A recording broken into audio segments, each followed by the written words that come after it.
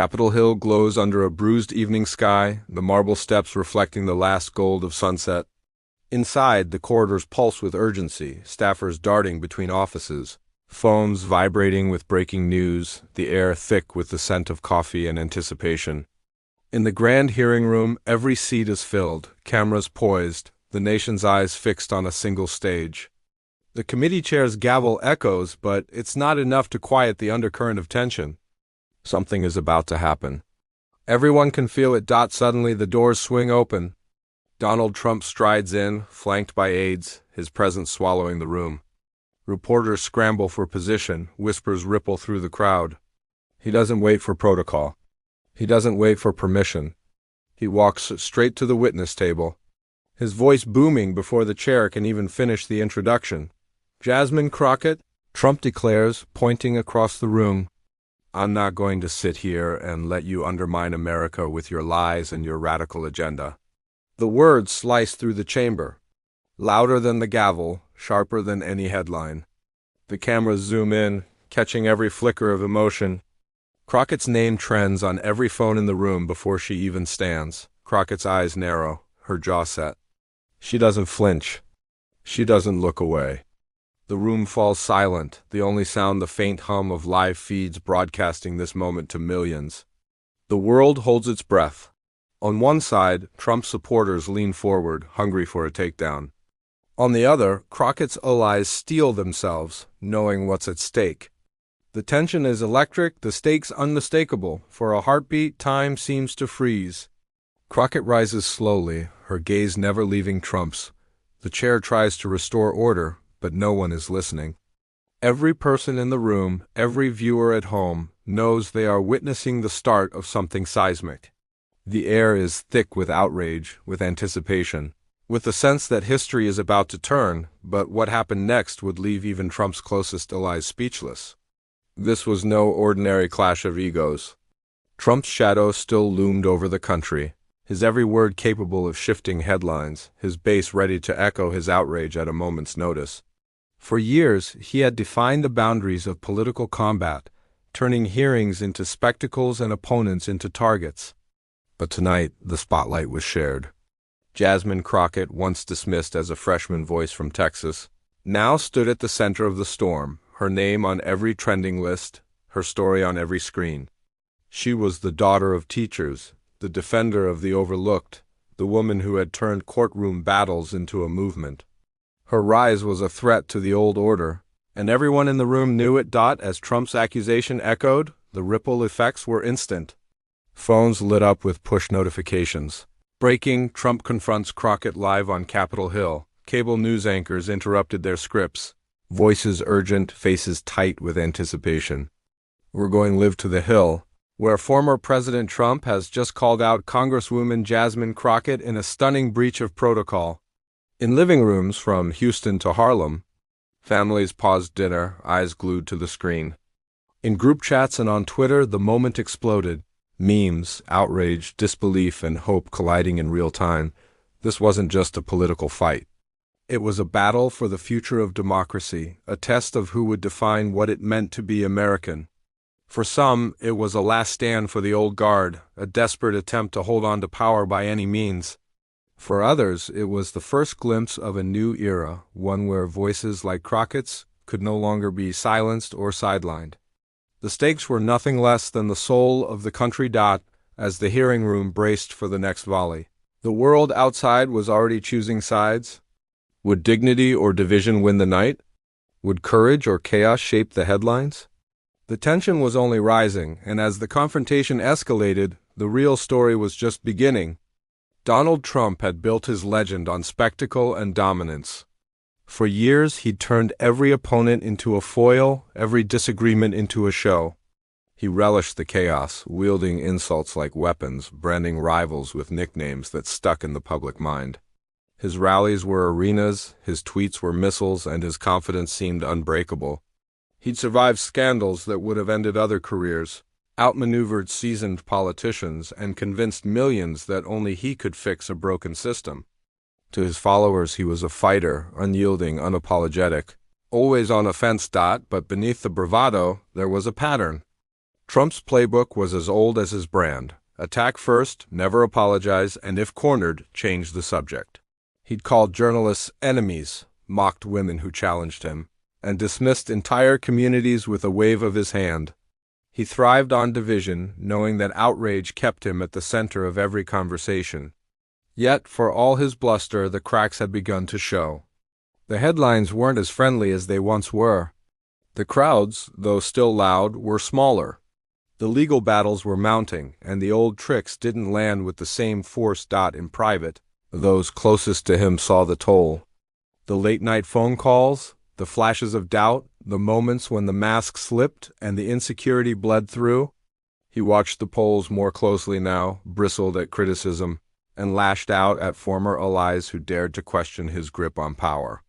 The victories he once celebrated now felt distant, overshadowed by a string of losses and investigations. The world was changing, and for the first time, Trump seemed to sense that he might not be able to bend it to his will. He thought he could control the narrative tonight, just as he always had. He thought a single accusation, delivered with enough force, would silence his newest challenger and remind the world who was in charge. But this time, the script was about to flip. Meanwhile, Jasmine Crockett was preparing for the fight of her life. Jasmine Crockett grew up in the heart of Texas, where the sun was relentless and expectations were even tougher. Her parents were teachers who believed in hard work, faith, and the power of education to change a life. They taught her to speak up for herself, even when her voice shook, and to stand up for others, especially when it was hard. In a world that too often told black girls to shrink, Jasmine learned to take up space. She watched her mother organize neighbors to demand better schools, saw her father tutor students after hours, and understood early that justice wasn't something you waited for. It was something you fought for. School was a battleground of its own. Teachers underestimated her, classmates whispered, and guidance counselors suggested she aim lower. But Jasmine refused to be boxed in. She excelled in debate, outworked everyone in her class, and earned a scholarship to college. There, she found her calling in the law, not as a shield for the powerful, but as a weapon for the overlooked. She became a civil rights attorney, taking on cases no one else would touch, representing families who had lost everything to a system stacked against them. She won some, lost others, but never stopped fighting. Her journey was marked by moments of doubt and doors slammed in her face. She was told she was too young, too loud, too ambitious. She was told to wait her turn, to be grateful for what she had. But every setback only sharpened her resolve. She built a reputation for relentless preparation, for knowing every fact, every precedent, every angle before she walked into a courtroom or a hearing. Her values were forged in the fires of adversity, dignity, courage, and a belief that no one is invisible. Now, as she stood on Capitol Hill, facing the most powerful antagonist of her career, Jasmine Crockett drew on every lesson, every scar, every victory and defeat. She knew what it meant to be underestimated. She knew what it meant to fight for a seat at the table. She'd faced worse before, but never on a stage this big. Trump's voice thundered through the chamber, louder and more insistent than before. You're not just undermining America, Congresswoman, you're endangering it. You stand here and talk about justice, but your record is nothing but division. You defend criminals, you attack police, you want open borders. You're the reason this country is falling apart. His words ricocheted off the marble walls, each accusation sharper than the last. He gestured to the cameras, to the crowd, as if daring anyone to disagree. Crockett didn't blink. She waited for the echo to fade, her hands steady on the table. Mr. Trump, I defend the Constitution. I defend the people who don't have a voice in rooms like this. I fight for families who've been left behind by politicians who care more about power than people.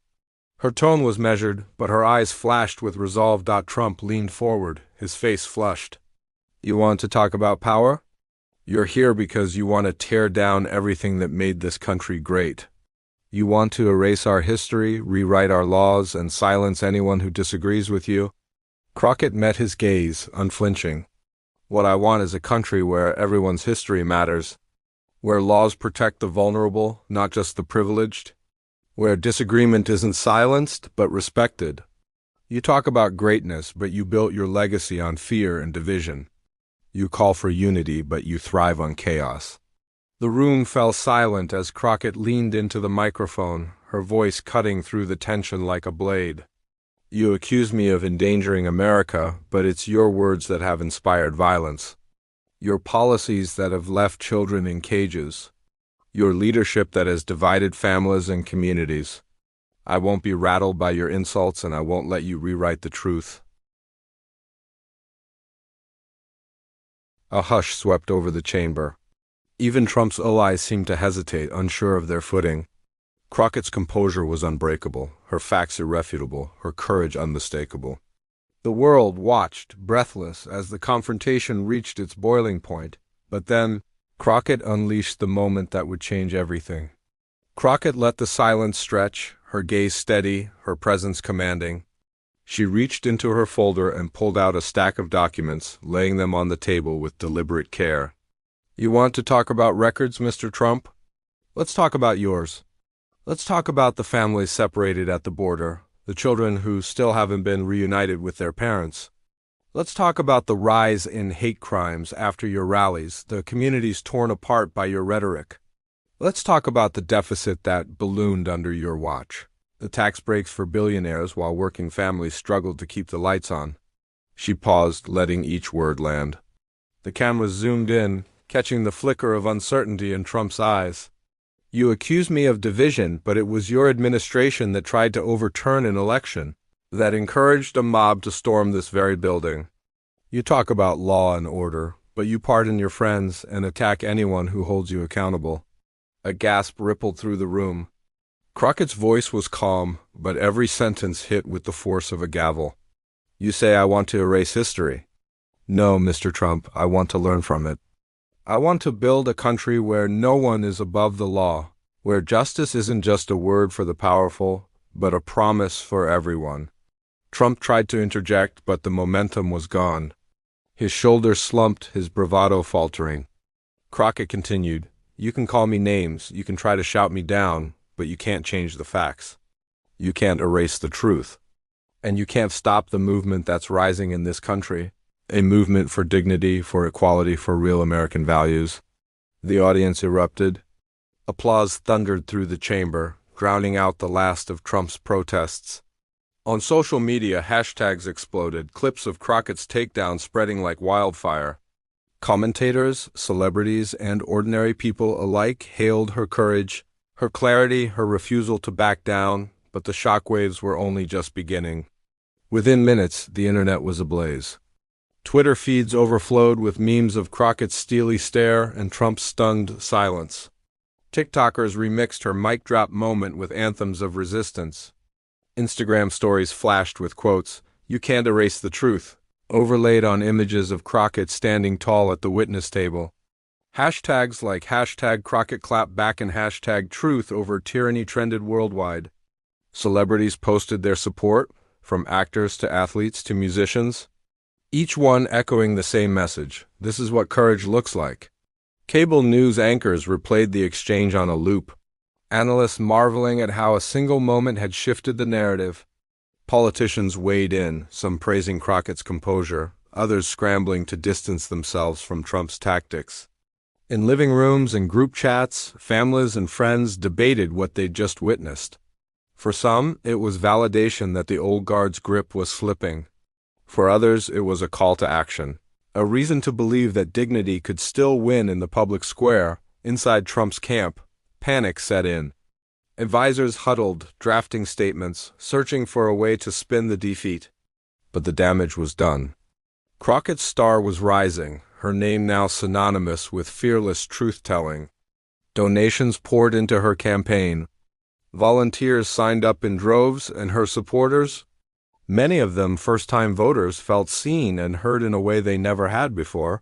The country was choosing sides, and the lines were clearer than ever. The confrontation had become more than a headline. It was a cultural flashpoint, a test of what kind of nation America wanted to be, but what would this mean for the future of American politics? As the headlines faded and the noise of the moment gave way to reflection, Jasmine Crockett stepped back into the spotlight, not as a victim of attack, but as the voice of a new American promise. She stood before a crowd in her home district, the same determination in her eyes, and spoke not of the insults hurled at her, but of the values that had carried her through. "What happened in that chamber wasn't just about me," she said, her voice steady and clear. "It was about every person who's ever been told to sit down, to be quiet, to wait their turn. It was about the single mother who works 2 jobs and still finds time to vote. It was about the immigrant who believes in this country enough to fight for a place at the table. It was about the young girl who dreams of leading, even when the world tells her she can't." She paused, letting the words settle. "Dignity isn't something you're given by the powerful.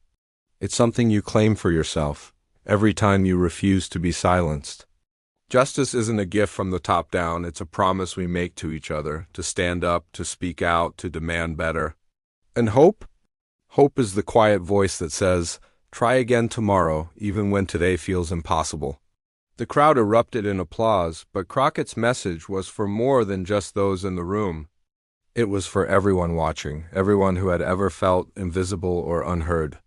"This wasn't just my victory," she declared.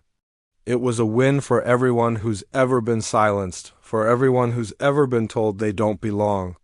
In the end, courage is louder than hate. Truth is stronger than fear. And together, we can build a country where every voice matters." The energy was electric, the sense of possibility undeniable. And as the dust settled, a new movement was born. This was the moment when everything changed. Trump moved against Jasmine Crockett, but she fired back without hesitation, turning a public attack into a rallying cry for millions. What started as a confrontation in a crowded hearing room became a story of courage, dignity, and the power of truth to break through even the loudest noise. Crockett's journey, her refusal to be silenced, her unwavering commitment to justice, reminded us all what's at stake when the powerful try to intimidate those who dare to speak up. In a world where bullies often dominate the headlines, Crockett's stand was a beacon for anyone who's ever felt small, overlooked, or afraid to raise their voice. She showed that you don't have to match hate with hate, that you can answer arrogance with facts, and that real leadership is about lifting others up, not tearing them down.